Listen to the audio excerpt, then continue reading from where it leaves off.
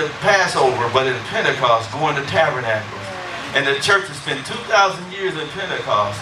God is bringing up people. He's sobering us up. I mean, he's sobering us up. So we won't be so enthralled and so caught off balance and the level of consistency as it relates to, as we represent God to humanity. We've been punch drunk, but now I believe God is changing this whole scale. But we need that third experience, and you need that third experience. You need to get to that place in the third dimension where it's just God. I mean, in that third experience, just God. That's it. No options. None at all. Number 6. That's what number 6 was. From one realm of faith to another. You know, we got to be able to shift in our understanding and come out of the misdirection that religion has presented to us. Number 7.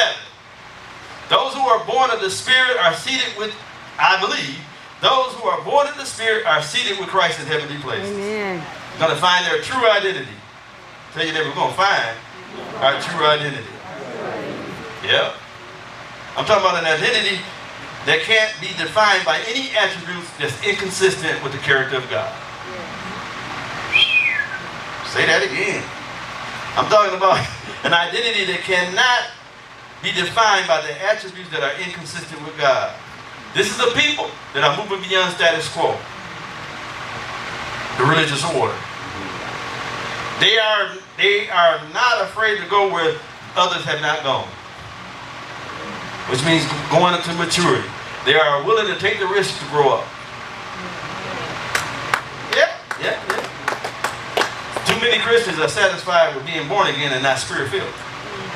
Oh, matter of fact, let me rephrase that. Too many Christians are satisfied with being born again, and some even being spirit-filled. But very few are ready to go on and grow up. So we need a go on, grow up group. Now stop playing with little trifling stuff. Dealing with stuff that don't even matter anymore. We need to go on and grow up. Grow up to what? To his hand. Number 8. I believe God is concerned about taking us someplace. Yeah, what should I rephrase that? I'm messing it up. I believe God is not concerned about taking us to someplace. Heaven somewhere. That's given for a believer. He is fixated on manifesting Christ out of someone. That's the heart of God. It's the heartbeat of God. God wants to, that's what he wants to do. I know heaven exists. I'm not negating that. I'm putting it in its proper perspective. Heaven is a byproduct. You know, amen.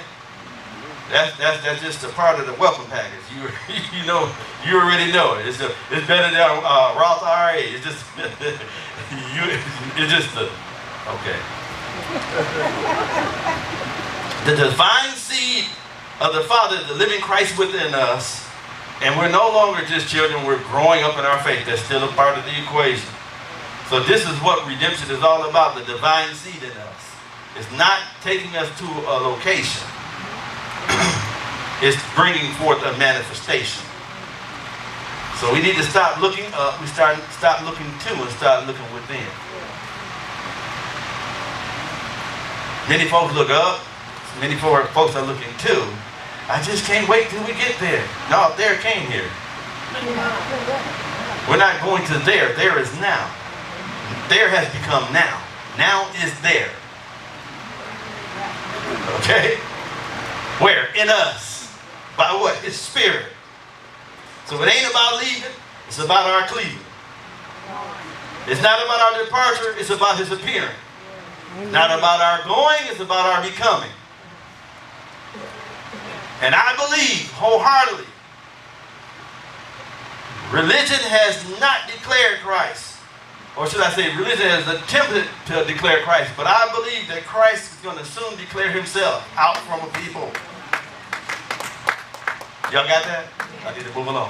I believe it. I'm looking for people that says, you know what? I'm not going to marginalize my present posture. I'm going to make the adjustments in my thinking. And I'm going to make my life better now. I'm not going to wait till something happens down the road. I'm not going to wait for a better job. I'm not going to wait for a better mate. I'm not going to wait for a better house. I'm not going to wait for better. I'm going to make things better.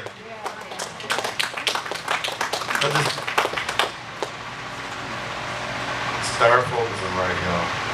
Number 9, right? That's right. I believe we're being commissioned to have a co-regency with God, to execute a judgment that's been written. I believe God is looking for people that Revelations 3 says in verse 20, behold, I stand at the door and knock. If any man hear my voice open the door, I will come into him and sup with him and he with me. To him that overcometh, I will grant him to sit within my throne. Amen. Even as I also overcame and sat down with my Father in his throne. He that has an ear, let him hear what the Spirit saying unto the churches. I believe it. I believe he's ready to share his throne with the mature people. That divine seed that's being developed and incubated and brought into the right atmosphere, which I just mentioned, where we begin to discover our true nature and our true identity, that all the attributes are no longer inconsistent with the character of God, because as he overcame, we overcame. Now he's given us the scepter of righteousness so we can sit with him in heavenly places and rule. I believe it. Am I in that place? I'm growing up. I'm going on and growing up in that place. I'm looking for places and looking for opportunities for his authority to become legitimate. Did that rub y'all the wrong way? I'm just saying. See, the thing about it, when we think about authority and power and rule, you know, we think about all the big stuff. We're thinking about, first thing comes to mind, well, we need to go to hospitals. If it's like that, chief, you got it like that? Let's go empty hospitals. Let's go to some insane asylums. Come on. And we downgrade the dunamis. And the dunamis will work. The dunamis is committed to a mature people. It's a gift. I agree. But there are some other aspects. It's the iskus and the kratos, and you get what I'm saying, the exousia. There's some other power that we haven't tweaked yet. And how about the one I love is energeo. You know I love that one, because it's the energeo is going to subdue everything. The dunamis is not going to, see, we're waiting on people to begin to be submitted to the greater government, but it's not going to be the dunamis. It's not going to be the sun, oh boy. It's not going to be the wonders and the signs and wonders. It's not going to be, and I believe in signs and wonders. We need to increase our faith for it. I'm not talking bad about it, but I'm aligning us accurately. But the thing, if you go and look up here in the Gale, you'll find out it's the very impetus to change our bodies. Yeah. So our DNA is going to be changed, not through dunamis. Yeah. It's going to be changed to an energy. Energeo, something internal, something that's in us, something that's latent, something that's dormant, waiting to be activated, waiting on your voice to say, rise up and rule.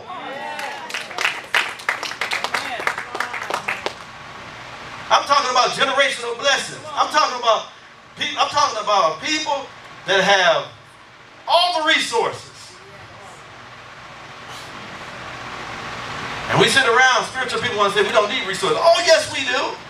You can't make an impact in the earth without them. You need it. When Jesus was out, he said, boys, go fish and bring me a coin. He would have spoke lightly of it. He would say, well, everything's mine. But he tapped into the system. We want to be so religious and say, we don't need money. You gonna stay broke? You gonna stay broke then? We need money. We need lots of money. It ain't the money. It's the love for money. And just because you speak on money don't mean you love money. You can tell the way a person loves money is what they spend it on. Money has to be respected. It has to be honored. It ain't to be worshipped. So you don't try to get money any old kind of way. I tried it. It got me 7 years.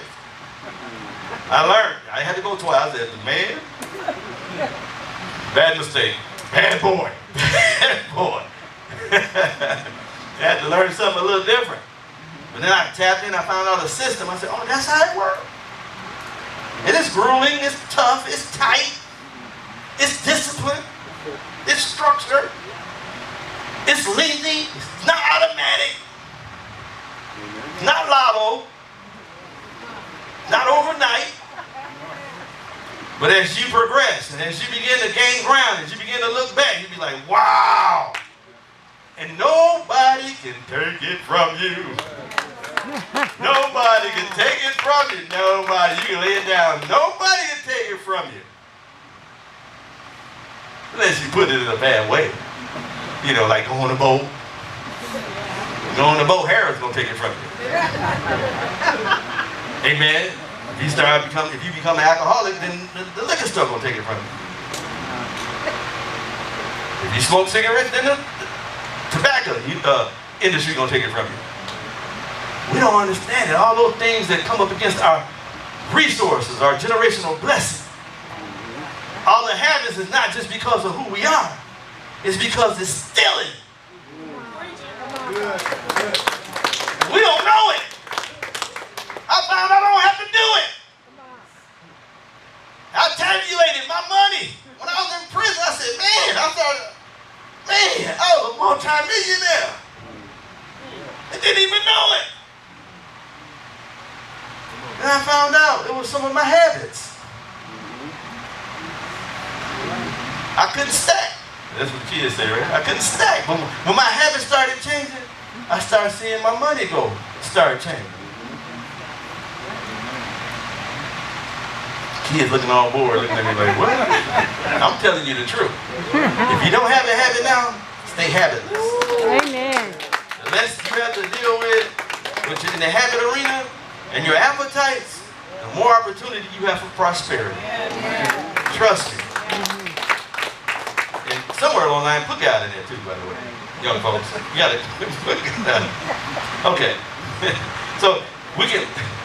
So the earth resources can become ours when we change our mind and allow Him. That is a part of ruling.